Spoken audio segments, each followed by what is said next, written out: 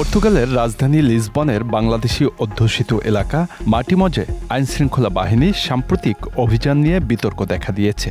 বাংলাদেশিদের অভিযোগ, অবৈধ অস্ত্র ও মাদক উদ্ধারের নামে যে অভিযান তা মূলত অভিবাসীদের হয়রানি করতে পরিচালনা করা হয়। লিসবন মেট্রোপলিটন পুলিশের পরিচালিত ওই অভিযানে উদ্দেশ্যপ্রণোদিতভাবে বাংলাদেশিদের সাথে নিয়ম বহির্ভূত তল্লাশি ও মানবাধিকার লঙ্ঘনের অভিযোগ উঠেছে। গত ১৯ ডিসেম্বর পরিচালিত এই অভিযানের সময় স্থানীয় বাংলাদেশিদের দেওয়ালে দাঁড় করিয়ে হাত তুলতে বাধ্য করা হয়। তল্লাশি চালানো হয় পথচারী ও বিভিন্ন কাজে সেসব এলাকায় থাকা প্রবাসী বাংলাদেশিদেরও। এই ঘটনায় ক্ষোভ প্রকাশ করেছেন স্থানীয় বাসিন্দারা ও মানবাধিকার সংস্থাগুলো। All the immigrants are welcome here in Portugal, and it is not understandable nor acceptable that they are dealt as if they were criminals.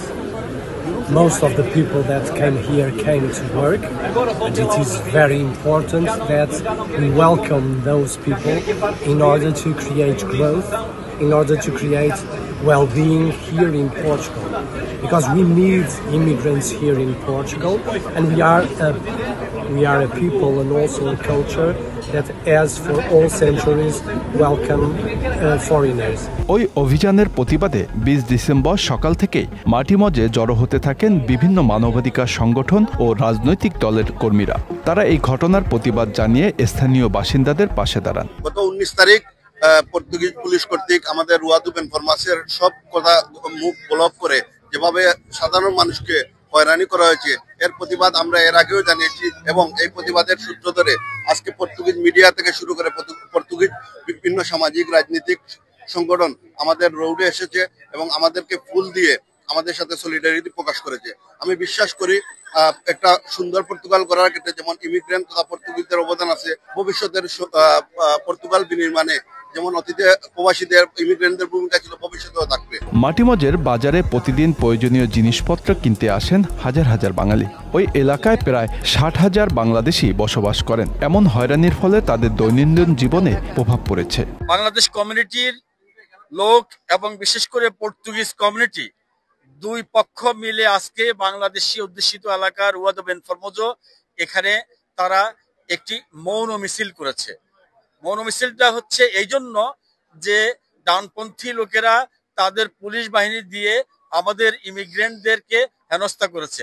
আমাদের ইমিগ্রেন্টরা তারা সবসময় কাজ করে এবং ইনভেস্ট করে, তারা ব্যবসায়ী। অত্র এলাকার মধ্যে আমাদের যথেষ্ট সুনাম রয়েছে, সেই সুনামকে ক্ষুণ্ণ করেছে। শান্তির দেশ হিসেবে পরিচিত পর্তুগাল ক্রমেই অশান্তির দিকে এগুচ্ছে বলে মন্তব্য করেছেন বিভিন্ন নেতারা। উদ্দেশ্যপ্রণোদিতভাবে এই তল্লাশিটা, কারণ এই তল্লাশির মাধ্যমে কোনো ধরনের যে ওনারা যে বলছেন যে ইনফরমেশন আছে, কোনো ইনফরমেশন কোনো কিছুই পাওয়া যায় নাই। এসে একটা উদ্দেশ্যপ্রণোদিতভাবে আমাদের প্রবাসীদেরকে হয়রানি করা হচ্ছে। ঘটনার প্রতিবাদ জানিয়েছেন দেশটির সংসদ সদস্যরাও। এটি বর্তমান ক্ষমতাসীনদের বাড়াবাড়ি বলেও উল্লেখ করেন তারা। Our government has political propaganda against immigrants.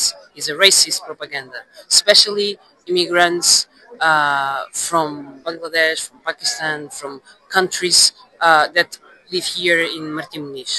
We have to demonstrate against it because this is not in the name of the security, it's not in the name of anyone, it's merely an action of propaganda and racism. পর্তুগালে বসবাসরত বাঙালি অভিবাসীরা এই অভিযানের পর নিজেদের নিরাপত্তা নিয়ে উদ্বিগ্ন হয়ে পড়েছেন। পর্তুগিজের পুলিশের একটা রেগুলার রুটিন চেক হতো, কিন্তু এবার যেটা হয়েছে ১৯ তারিখে সেটা খুবই লজ্জাজনক এবং ন্যাক্কারজনক।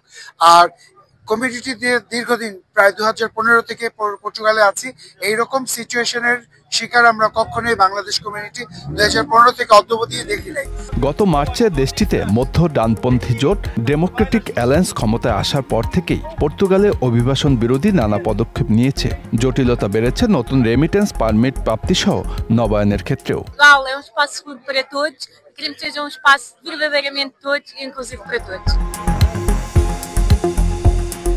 Bangla affairs news desk.